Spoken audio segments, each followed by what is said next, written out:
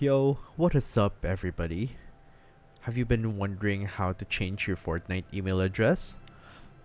Let me show you that real quick. First, go to epicgames.com and sign in with your current Fortnite account.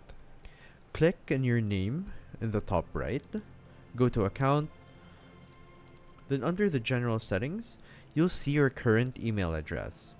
Click the pencil icon next to your email. Type in your new address and hit confirm. Epic will send a verification email to both your old and new addresses. You have to verify both to complete the change. So open those emails, click the links, and boom, your account's officially updated.